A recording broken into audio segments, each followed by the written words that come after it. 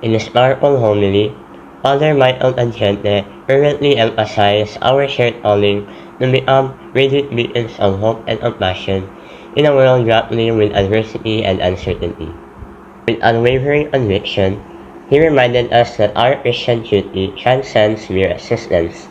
It beckons us to embody the essence of Christ's teachings through our actions. Through his words, Father Tangente illuminated the path of service and love, urging us to shine brightly as faithful and creative missionaries of Christ. He implored us to let our light pierce through the darkness of despair, offering solace and healing to a wounded world yearning for renewal. As we reflect on his profound message, let us pledge to embrace our role as instruments of divine grace, illuminating the path towards reconciliation and renewal for all those we encounter. He really underscored the significance of living our faith authentically and not merely as a personal belief system. It's actually a transformative force capable of touching lives and mending broken spirits by believing in Christ. And that through Christ, He showed us that this world is full of challenges and adversities, and as Christians, we must emulate the compassion and selflessness that Christ Himself showed. As we depart from this unrest, may we carry with us the fervent resolve to be faithful stewards of this divine mandate, infusing every aspect of our lives with the radiant brilliance of Christ's love. Do small things but with great love. A single phrase that has thousands of meaning. As students, listening to the plenary talk of Miss Burnett, we can say that she lived a very wonderful life. She has gone through hardships that you cannot imagine, but she still manages to help those in need without expecting anything in return. With her words, she taught us to believe both in prayer and in action, which implies that these two hold power and can give justice to the oppressed. She taught us to be open, for this signifies the dignity of the human person. And she taught us to accept our responsibilities, for this can bring hope to other people.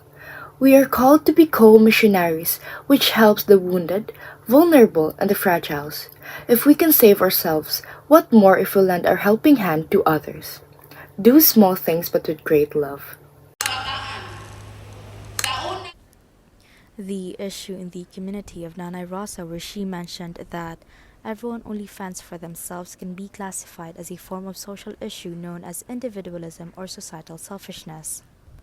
The issue individualism reflects the wounded world because this fosters a culture of self-centeredness and prioritizes personal gain over the needs of others, eroding the sense of interconnectedness and mutual responsibility that Christ calls us to embrace. In response to these challenges, Christ's teachings urge us to embody compassion, generosity, and selflessness in our interactions with others.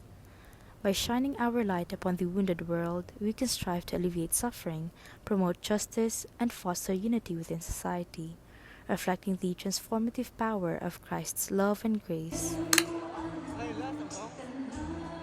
The use of illegal drugs is a very significant issue here in our world, considering that this isn't just something that can be resolved right away.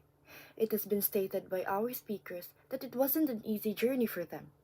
Rehabilitation needs not just the physical body, but all the aspects of the well being, most importantly, the emotional well being.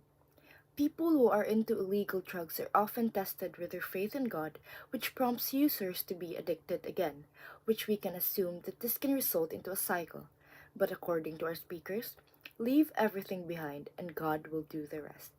Throughout the whole session, they keep on saying, bawal mag-drugs, ayaw mo pag-drugs, ayaw mo pagpa-impluensya sa'yo, dako pa kaayo mo kaugmaon, which are the words that will surely remain in our hearts.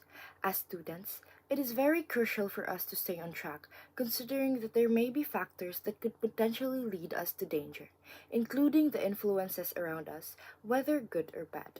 Remember, we're just part of the whole, and by that being said, there is still a lot to explore here in our world rather than having an addiction to illegal drugs. In the vocation booth, there are no issues, as Brother Roland found love with Senior Santo Niño and he started to work with the SVD as a brother, since he realized that it was his mission to help the people in need. Brother Roland, giving up his passion just so he could help the marginalized, shows us that there's still hope in this world and that we are free to decide between helping the people in need or continuing on our own path.